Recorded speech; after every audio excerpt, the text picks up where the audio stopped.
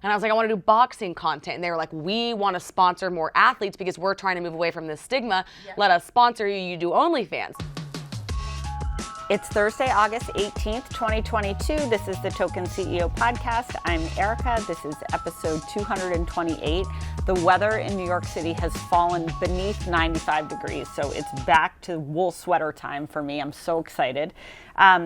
If you are listening to this or watching it, and you go give us a 5-star rating or a great review on Apple, I will give you a one-on-one. I'll write you a recommendation on LinkedIn, and I will send you merch. So we're going to select 5 people. If you go do this, send a screenshot of your rating and your review.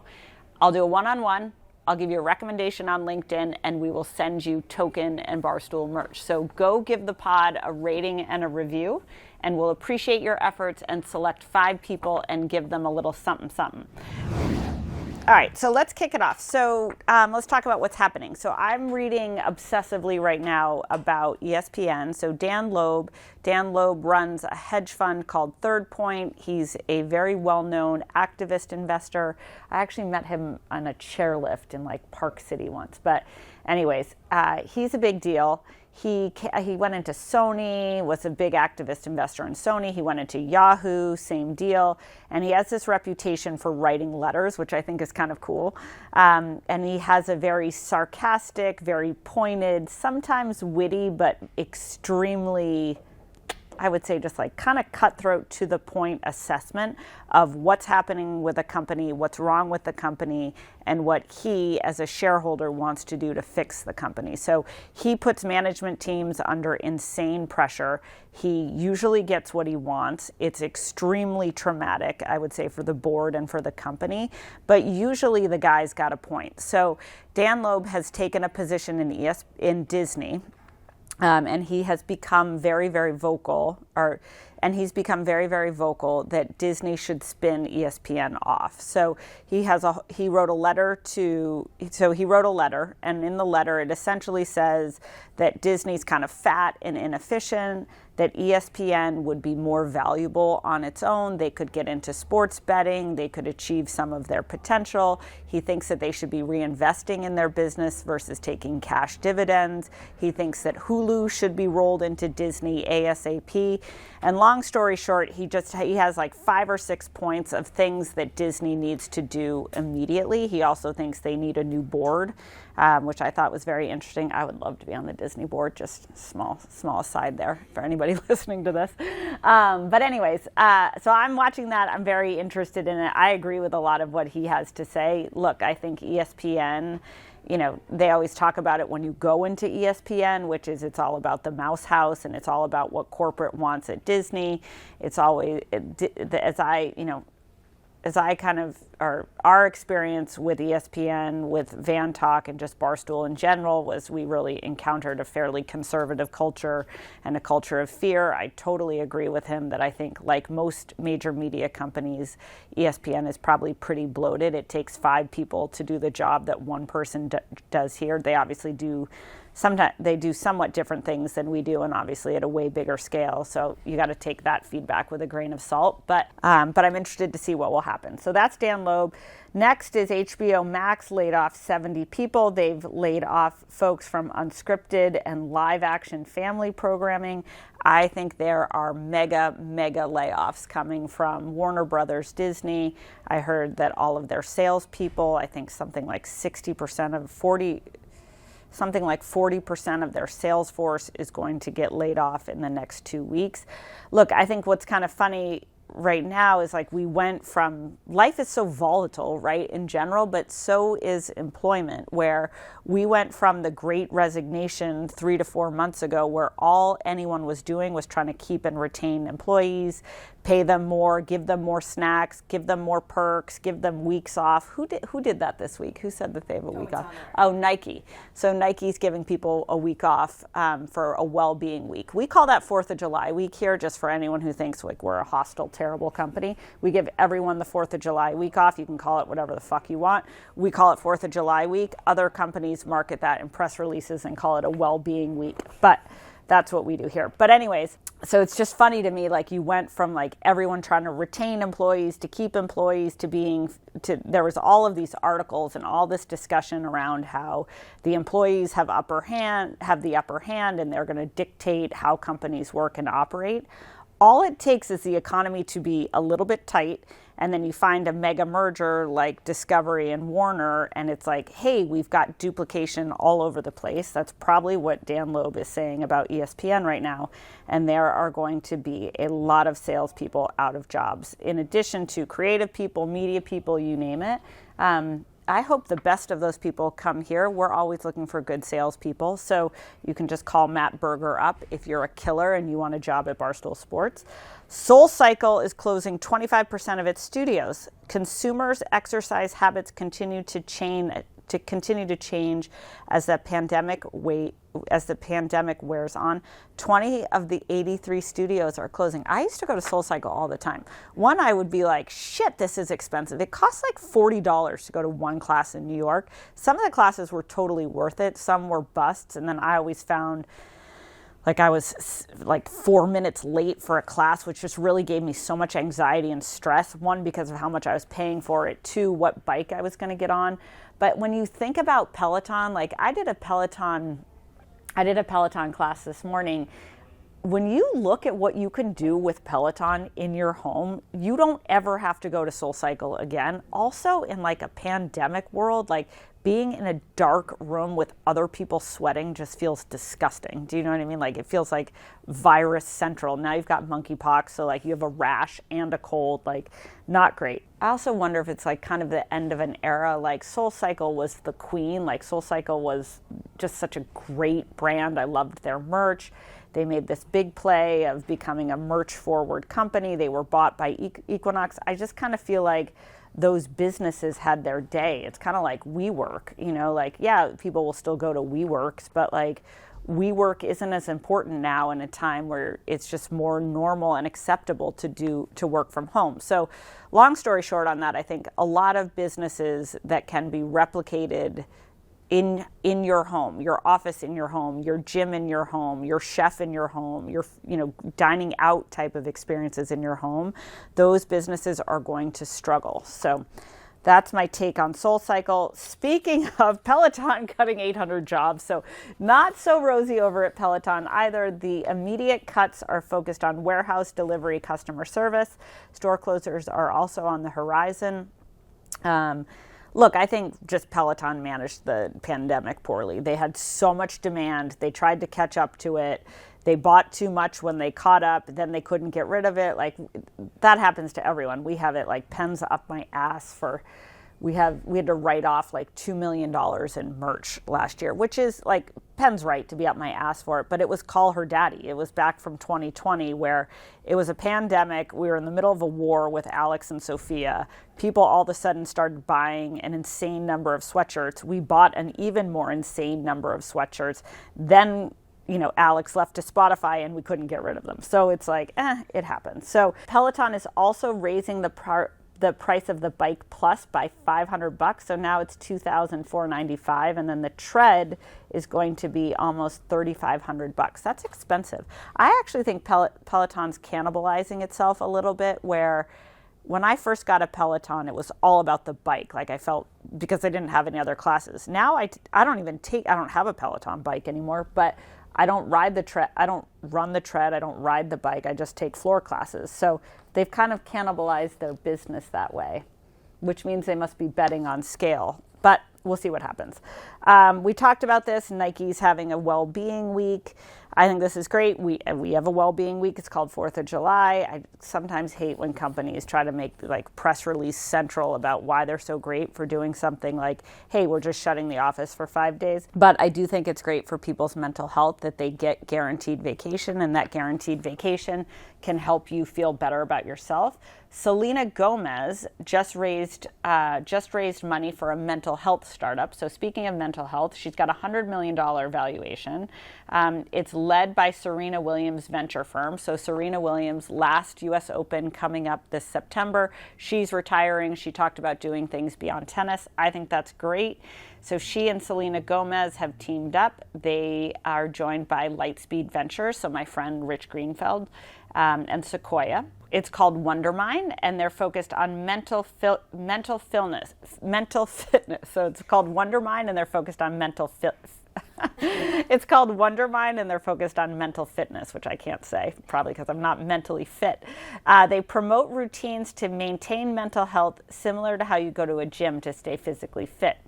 Gomez, so Selena Gomez used to date Justin Bieber back in my Bieber days. She announced that in 2020 that she was diagnosed with bipolar disorder, and she has battles with anxiety and depression and has had those battles for years. And this is a business, it's like a mental health gym. I just don't know, like, do you need another mental health gym? Or like, can Headspace or can Better Health do that? I don't know, it'll be interesting to see. All right, so speaking of mental health, when I'm stressed or have anxiety, which you'll see in our interview with Jordyn, she's got plenty of that to spare, I like to go work out. So when I work out, I like to wear Rhoback. Rhoback has these cropped kind of workout shirts. They're super distinct because of the two little stripes in the back. I love the two stripes in the back. So Rhoback is comfortable. Their clothes are super comfortable. I can work out like 3 times in one shirt, which nobody wants to know, but that's what I do. They've got great colors. They've got great combinations. They've got most anything you want to work out in. And obviously when you work out, you feel better about your health. If you use code TOKEN on Rhoback.com, that's RHOBACK.com, you can get 20% off your first order. So go to Rhoback.com, look for the cropped workout shirts. They're awesome. Got the cute little stripes. They come in great colors. They wash well. They hold up. And you can get 20% off if you use code TOKEN at RHOBACK. That's Rhoback.com. So this Friday night, we have Rough N Rowdy in West Virginia. Rough N Rowdy is one of my favorite things that Barstool does. Rough N Rowdy is our pay-per-view business. It is an amateur boxing match. It's one night only. We do it about 6 times a year. It's been awesome for us. It's wild. It's weird. There's nothing quite like it. What I love best is you've got Robbie Fox and Dan Katz and Dave Portnoy on the mic, and their commentary about what's going on in the ring. I don't know if you can always call it fighting. It's mostly kind of like staggering around and like large men, like, but anyways, it is highly, highly, highly entertaining. It's not quite sport. It's not quite entertainment, but it's Friday night. If you go to buyrnr.com, you can get your Rough N Rowdy pay-per-view. We do it all by ourselves, including the tech, which I think is super impressive. We worked with NBC. We worked with this really shitty company in the UK. I forget what their names were. They neither could get it done for us, so we built it ourselves. So shout out Stu and Andrew Barba. And then shout out to Devlin, who really produces this for us, which is, we should have Devlin on the pod. Oh, and Tom Mullins. I love Tom Mullins. Nobody's better than Tom Mullins. We have Alex and Jordyn. We have the Mean Girls joining us. So we have Alex, Bennett, and Jordyn Woodruff. They join us. We talk about Rough N Rowdy. Alex is fighting. Jordyn is in her girl gang, so we talk about that. These two are also on OnlyFans, and we talk about their discomfort with OnlyFans, what they're looking to get out of OnlyFans, and how they think about telling people that they're on OnlyFans. So, ladies, why don't you introduce yourself? You both have been on.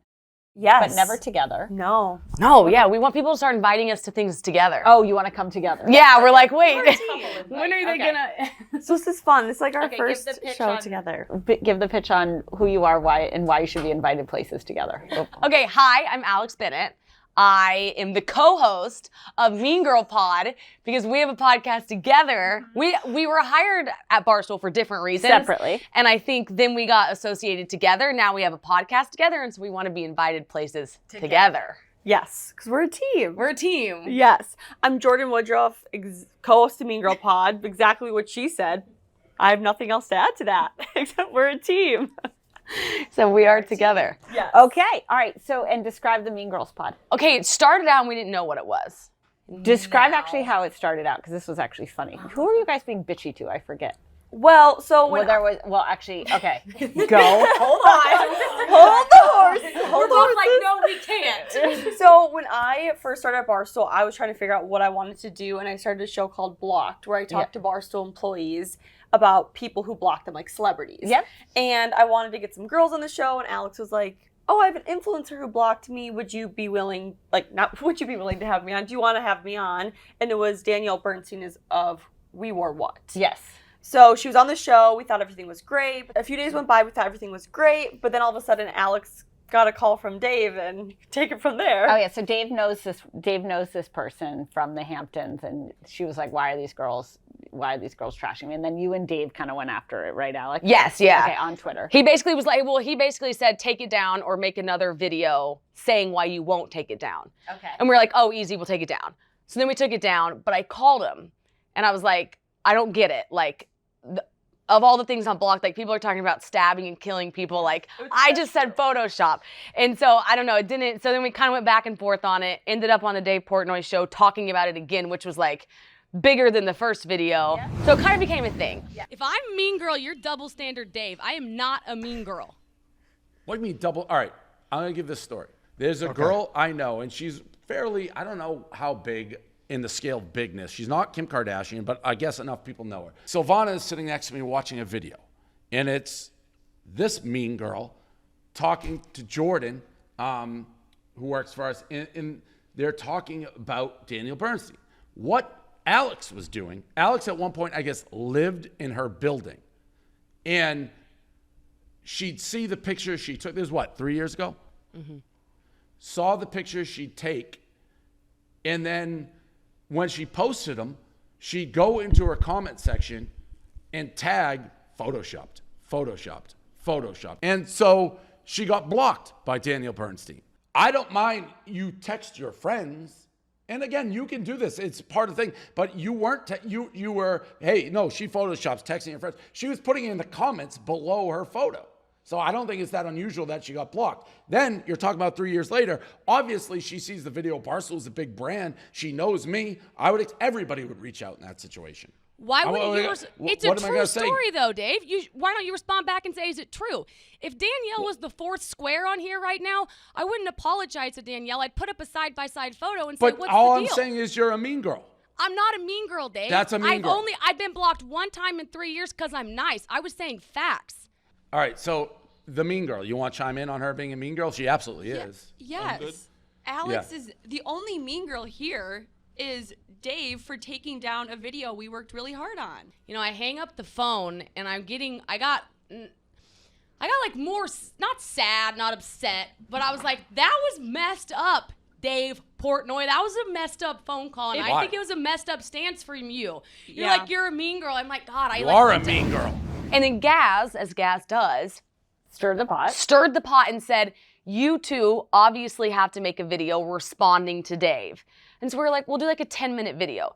We had never done anything together, and we did it. And Gaz was like, guys, you have really good chemistry. And we're like, we don't know each other that well. Yeah, we were not friends at the time. No, you were just two coworkers. Two coworkers. Okay. Very much coworker-esque. Yeah. And he was like, you guys should do a podcast together. And we were like, what will we talk about? And so we started it. And for the first 3 months, we floundered around. Yeah. It was awful. And now we've hit our stride, and we talk about, because one thing we have that a lot of other people don't have is I'm married, she's single. Okay. And so we have two different perspectives. Totally. And new to New York, new to this world, this job, everything. Okay. New to talking about our sex life out loud. Like we're both from the Midwest. Awkward, right? So awkward. Yeah. Yes. How do you get through that? Well, in the beginning, it was very awkward for us to have that conversation together because we weren't friends. And over the past few months, we've even said how much easier it is to talk with one another. Well, now you're friends. I see you all the time. Yeah. Yes, and now we're friends. I mean, we're each other's like everything in and out of work. And it's just been so much easier to have that conversation because we're both two people who don't shame one another based off what we're talking about. Okay, got it. We're very open and comfortable with that. So there's some irony in the title of Mean Girls.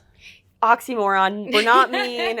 We only named it that way because Dave called us the Mean Girls. Right. So we're like, how funny would it be? Because we're not mean. The title was so easy. It was like a gift. We were like, That's great. Yeah. Okay.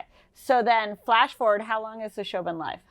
We're on episode 29. Okay. So I think it hit 6 months. Okay. And then let's talk OnlyFans. Yes. Okay. So my understanding is that OnlyFans approached you, Alex, about, hey, we want to get past the sex stuff. We want to change our reputation. We want to grow into new areas, which I've heard before. I've had that conversation with OnlyFans. Is that true?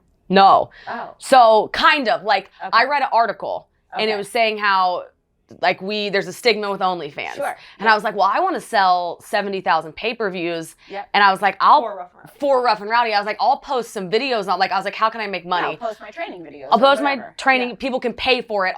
This is stupid. It's not going to happen. I'll take all that money, Venmo my friends and have them buy it. Yeah. Not going to happen. So I applied for OnlyFans and I Okay. got denied. And I was like, and so I tweeted it. And I was like, how does this married chick get denied on OnlyFans? And like everyone started tweeting it up. And so OnlyFans contacted me. Okay. And they're like, 1, you're approved. 2, what are you doing? And I was like, I want to do boxing content. And they were like, we want to sponsor more athletes because we're trying to move away from this stigma. Yeah. Let us sponsor you. You do OnlyFans. So I was telling her this. I was like, listen, you can make money in like a second. You can post whatever. You could post your fingers if you want. Yeah. And she's like, I'll do it. So then she does it. Okay. So then you did it. Yes, I signed up for it. No, so sorry. You have to sign up, you have to get approved. So you do have to like apply government ID. Like you do have to, you have to verify that you're okay. Yeah. Of so- age human. Yes, very Okay. easy to apply, by the way. Okay. I think the Hodges and Bennetts just have issues. My mom and I both got denied. Yeah. Kim still denied? She just got accepted this morning. What's she going to put? Well, congratulations, Kim. What is Kim going to? Kim's 54? 58. 58, looking great. She wants to do her boudoir photos. The bathroom? Wait, You're changing It's like a area? lingerie shoot. From back in the day. She was like, I could post those. And I was like, post them. Do you know how hot Kim was when she Oh, was Kim our was fucking age? gorgeous. I was like, put that thing at $100 and let it fly. Yes. So it's only vintage photos of Kim And like maybe some modern ones. We'll play with it. in the how do you say that word? Boudoir. a lot of my friends did it for all their boyfriends. I was single, so I didn't do it. Really? But yeah, they did a boudoir party where they did a shoot in lingerie, and then they got like a calendar, and then they sent it to their boyfriends for Christmas. That's actually smart. It was. They looked insanely gorgeous. It was so well done. Like when I have a husband or boyfriend, I want to do that. Why wouldn't you just do it now and then give it the photos to them later? I mean, that could be a long time from now, Erika. That could be like 3 years. I don't know. This was Maybe me when not. I was 27. Now I'm 40. Okay, yeah, exactly. I me was now. hot. Okay. Okay, so then you join OnlyFans, and what are you putting on OnlyFans? Are you guys feeling weird about being on OnlyFans? Do you feel pressure to have sexy photos? Like, what do you feel like? So when I joined, I love posting like cute, sexy pictures, but I started to feel a little uncomfortable doing that on Instagram just because I have a lot of family who follows me, and Okay. cousins, my like friends back home's mom and Okay. grandma. So I just felt weird. So I was like, why can't I take those pictures and post them on OnlyFans Sure. behind And a you paywall? get paid for it. Yeah. So I don't post any nudity. I say Okay. that every single day. I don't post any like lingerie or anything. The most is like bikini pictures. Okay. I'm very clear about that with the people that are on my page.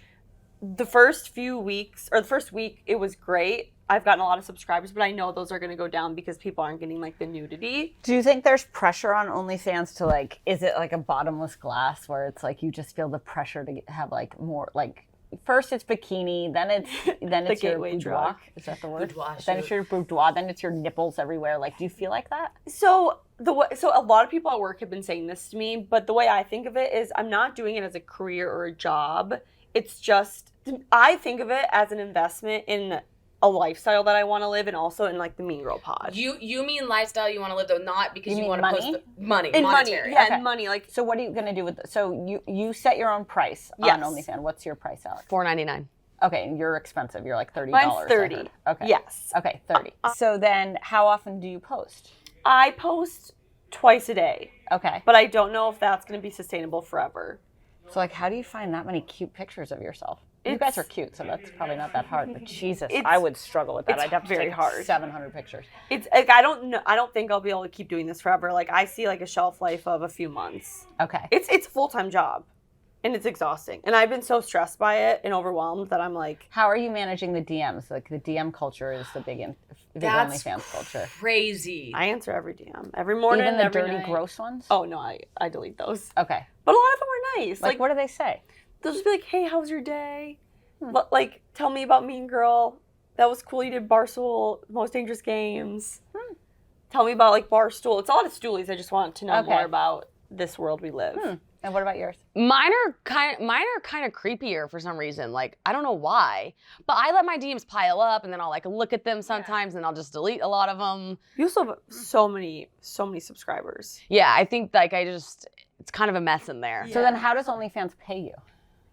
You get a check from them? Still trying to figure that out, and that's what's really stressing me I out. think it'll be like TikTok though. I think it'll go through a PayPal wall. I think. No, it gets directly deposited into your bank account. So have they deposited money to you yet? No, and that's like what I'm having issues with. I can't get them to pay it yet, and it's gonna happen. Does OnlyFans have like a customer support for OnlyFans people? They must. Yeah, I have a rep that I can like email with, but it takes time because it takes like 7 days for it to pend, and once it's pending, it takes 3 to 5 business days to go into your account. So it's gonna be like TikTok where you don't see it for like a month at least. But it's really stressful and overwhelming because it's just like sitting there. It's so interesting. We had this call with OnlyFans, or there was this agency that built a business, I think $1 billion business on top of OnlyFans. I think people don't understand how much money is going into OnlyFans.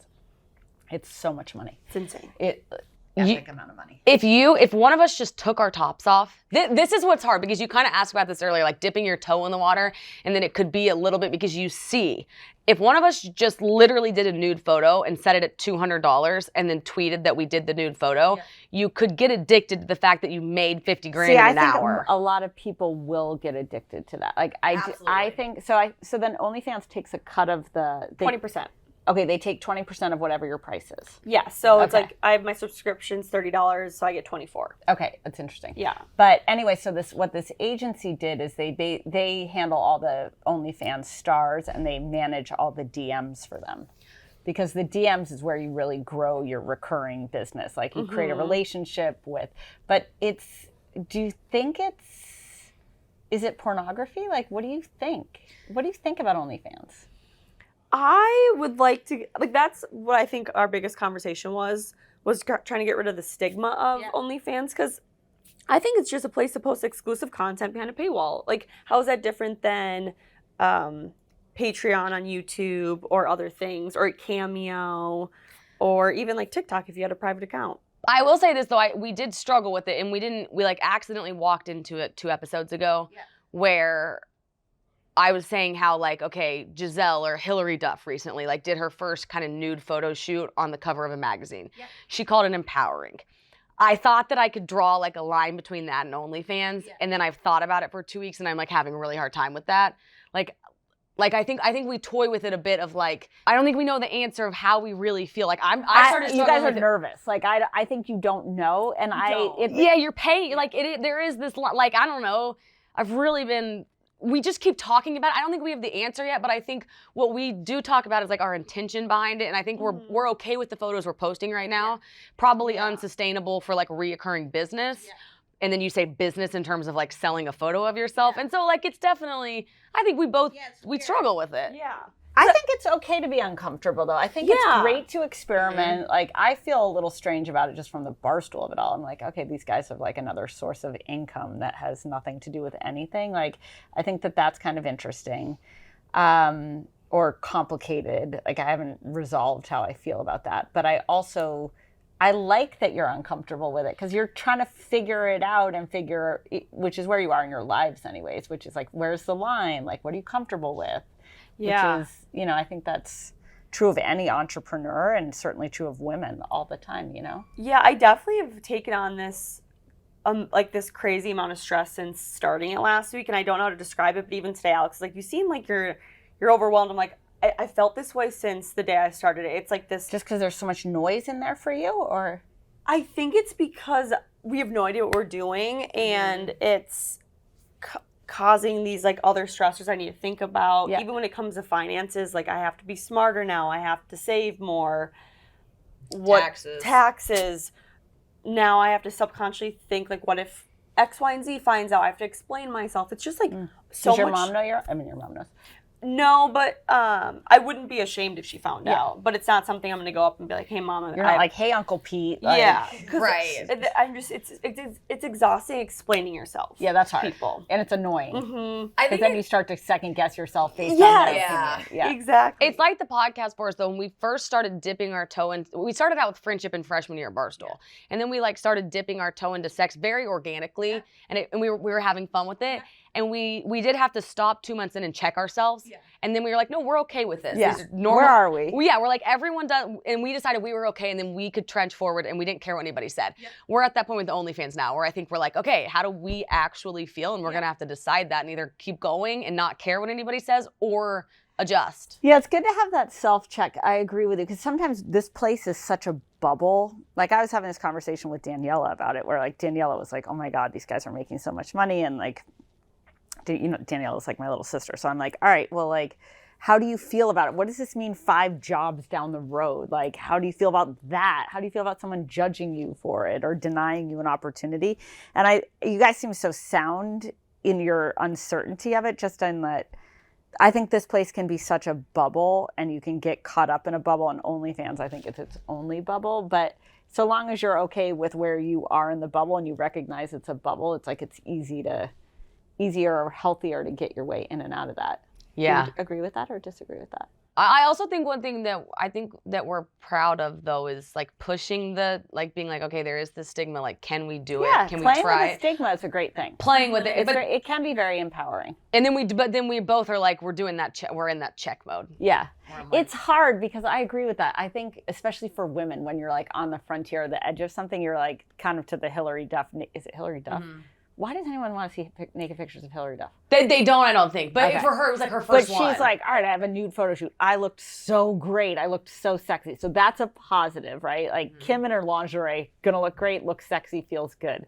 And then you're like, ooh, am I playing in a place that's uncomfortable that gets... The thing with sex, and it just gets dark so quickly. Like that's what's so hard. You may want to keep it bright and shiny and light or dimly lit and PG-13 and it just doesn't stay there. But then I also think I don't know, I think there's parts of it that are really empowering and then there's parts of it where it's just a soundbite. You know what I mean? Like it's kind of like in Caroline's like making fun of the Call Her Daddy video, right? Or making fun of Alex Cooper where, she's like, oh, this is about female empowerment. And it's like, no, really, they're just talking about raunchy anal sex. You know what I mean? Mm-hmm. Does that make sense? Yeah. Yeah. I think we started out, like mine started out boxing and then I'm like, but I could, and then it's like the second I'm like, but I could post other things. And I'm like, get back over here, we were boxing. Maybe I won't. Yeah. Right, and that's where I'm like. But there's no rules. I like that though. And it's what your line is. Yeah. Yeah, I don't have an issue. I can feel like I can confidently say I'll never cross the line. Yeah.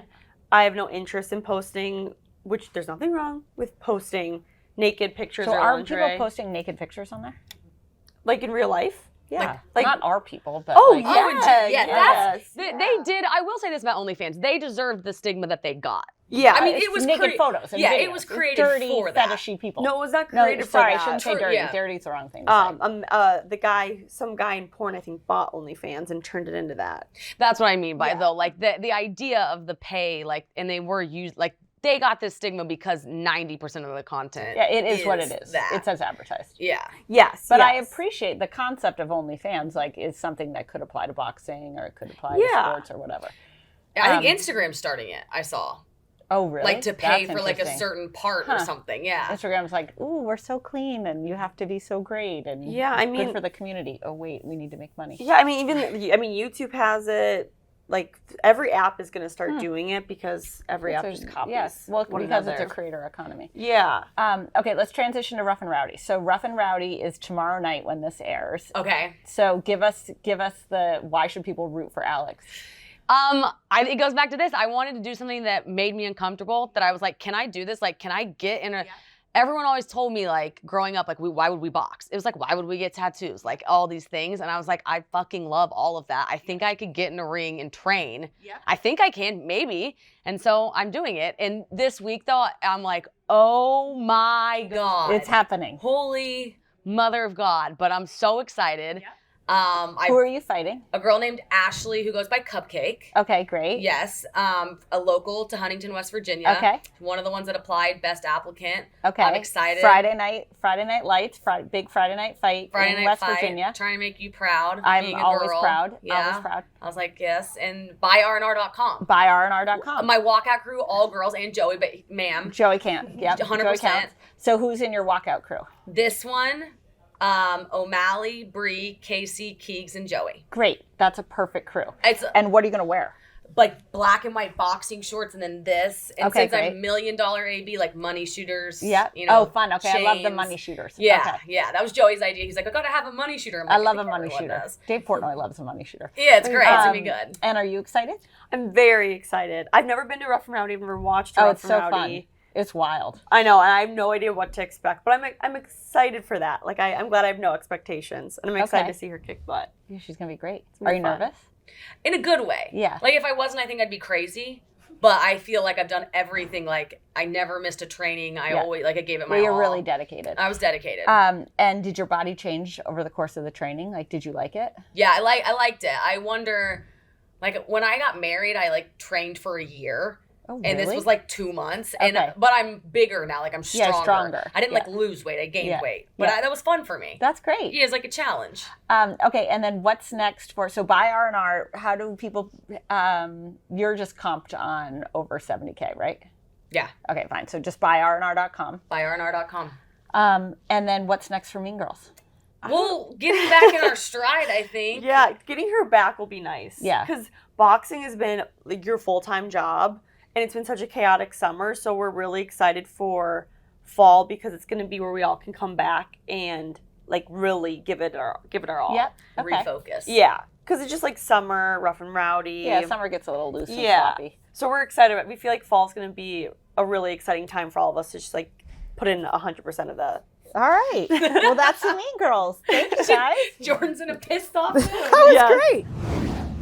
So in the spirit of fighting, whether you're an activist investor or you're fighting in Rough and Rowdy or you just hate all of your coworkers, our Q&A today is about fighting in the workplace. Sometimes I think workplaces would be better if it were actual fighting. I just find workplaces to be so passive aggressive. It's just irritating. But anyways, here's question number 1. What should I do if I'm dealing with conflict with coworkers who can't stand to see your success and that leads to passive aggressive and condescending attitudes and comments that I'm obviously noticing? Passive aggressive, I hate passive aggressive people, so I totally agree with this person. Passivity is just so irritating. It's just so irritating. So it's funny, I had a conversation this morning with the Penn CFO, and what I love about the Penn CFO is like, she's just so fucking blunt. Like, I love her. And what I really enjoy most is she's like, if you have a problem, you tell me. And I'm like, I'm obviously going to tell you if I have a problem. And she's like, if I have a problem, I'm going to tell you. And I'm like, that's what I would hope that you would do. It just makes for a nice, clean, low friction, low drama, high resolution relationship. So shout out to the Penn CFO. If you are dealing with passive coworkers, this is so hard. What do you do if you have a passive coworker? One is, I just generally think you should call people on their bullshit. And if someone's being passive aggressive, they're saying yes, then they're saying no. Everything has subtext to it. It's kind and it's mean at the same time. One, it just takes so much time to sift through that. And two, it just creates so much emotion for you, it sounds like, which is probably why your grammar is bad, because it just is like draining on you. So my advice is if you have a passive aggressive coworker, is to say something to the coworker that is not passive aggressive. If you fight passive aggressivity with passive aggressivity, is that even a word, aggressivity? I don't know. But if you fight passive aggressive with passive aggressive, it's like passive aggressive to the nth degree. That's a disaster. Then you're no better than the person you don't like. Just be blunt. I would be polite. I would be restrained. I would be respectful, but I would also be firm. And I would just say, hey, I get the sense from your texts, from your emails, from your voicemails, from our conversations, from whatever it may be, that you disagree with what I'm doing, or you don't like how I do things, or whatever it is that this person seems to have a beef with. I would just say that. And then what I would say is, I'd love to resolve that. So can you give me some specifics about what it is I'm doing that's bothering you, how you would like me to engage with you, or what you would like me to do differently? If you just lay that out, I would be cold, I would be firm, I would be polite, I would not be irrational or emotional. They'll probably stammer and back off, or you two will have a knockdown, drag out argument, which will probably resolve the situation. So that would be my advice on that one, and let us know how it goes and if your grammar gets better as a result. The next one is, I got into a huge disagreement with a coworker on a project we're tag teaming. We don't often work together, but we're both so hard-headed about the way we do things. We got into an argument, and now we want to work together even less. How should I try to amend this? Should I be the bigger person? Yes, be the bigger person. Always be the bigger person. I'm a big believer in try to be the bigger person, or at least just be the responsible person. So in this case, I would go up to your coworker, your tag team partner, and be like, hey, I wasn't my best. I'm sorry I lost my cool. I'm sorry I lost my temper. You might be sorry that you said some of the things you said. And then add the big but in there. Say, but I really believe firmly that this is the right way to do things because of reason 1, 2, and 3. So I would take it head on. I would apologize for the things you truly believe that you could have done differently or better and how you reacted to the argument. And then I would convey why you feel so strongly. And then I would leave with a question of how do we go forward from here? You should express that you would like to go forward in having a good relationship, or at least an amenable working relationship, or a non-hostile working relationship. But I really think you need to own up to where you could have been better and what you did wrong. I think you need to articulate why you feel strongly or why you do things the way you do. And then you open it up to a dialogue for what you two can do together. All right, so last question is, I'm working with two people who do not get along. They basically hate one another, but I have to work with both of them, and I'm constantly hearing different directions from both of them. How do I stay neutral in the middle of these two? Okay, so I think on this one, it depends if these are your bosses. If you have two bosses that don't get along, that's a tough one because that's just an awkward situation and they're in control, so you're kind of at a disadvantage in solving it. I think what I would do in either scenario is really just to put everything out on the table. If these are two people who work for you, you need to bring them together and say, cut the shit, which is, you're acting like this, you're acting like this, we need to work together. Here's the things that I'm trying to accomplish. Here's what you need from each one of them. And here's what your expectation and ask is in terms of how they treat one another. That's typically how I do things. So if these are your bosses, that's a little bit more tricky. But what I would do is try to create a forum where they're in the same place. If you have to use email, use email. But what you should say is, hey, here's what I'm being asked to do. This doesn't seem to make sense, or these, one person wants one thing and another person wants another, and ask them the question of which should I do. Force them to resolve their issues. We have this a lot at Barstool. To be honest with you, one of the things I'm so happy about in the last couple months is we've just, I think on the business team, have gotten way less passive aggressive. It still exists for sure, but people have gotten a whole lot more direct and way, way more blunt. And I think that makes it better for people in the trenches. It makes it better for the people on top, and it generally makes it better for everyone involved. And honestly, the product that we create is faster and more efficient and better for it. Like, we used to have it where the finance people didn't like the sales people, who didn't like the production people, who didn't like the commerce people, and it just was swirl all across all those places. People hate to work in swirl. I hate swirl. So I think finding a way, whether it's your bosses who don't agree, or people who work for you who don't agree, or your peers who don't agree, find a way to just get to the truth of what needs to be done, where the discrepancies are in terms of what people want, and get yourself to a place where you're not picking sides, you're not back talking one person to the other. If you do that, you're going to get caught. It's not going to go well for you. Get to a place where you find a rational answer that lets you do your job. All right, that's it for today. Don't forget to leave us a 5-star rating and give us a review, and DM me or Token the screenshot of you doing it, and you'll be eligible to get a one-on-one, a LinkedIn review, and free merch. You can find us back here next week. You can find all of our merch at the Barstool Sports store, and you can find us in any place that people consume social media.